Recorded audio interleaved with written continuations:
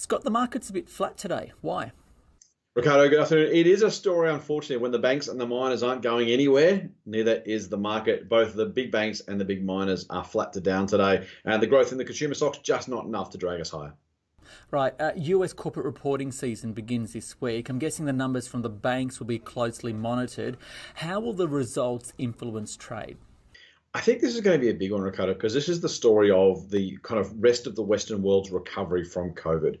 We know we've been pretty much ring-fenced here, of course, for all the political and management reasons, but the rest of the world is still trying to grow while dealing with COVID effectively at the same time.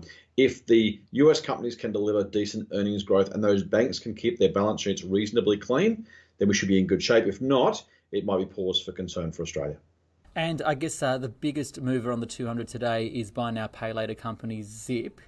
With so much talk recently, especially at the beginning of the year, of a switch away from growth stocks like technology into value, what do you make of it when you see moves to this extent by Zip? Because Zip was up more than 10% at one stage today. Yeah, Zip's had a spectacular day on a really good quarterly update, by the way. This is fascinating. I do think the so-called rotation, I hate the term, but the rotation from growth to value was really overdone. The sense that, yes, there might be some opportunity in some of the left for dead stocks, ones that are going to literally bounce back, as does the physical economy. So there is value there.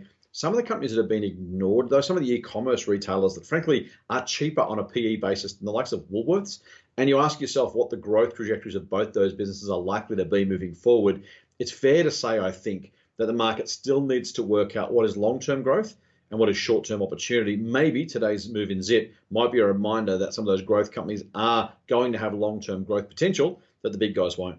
Scott Phillips there from the Motley Fool.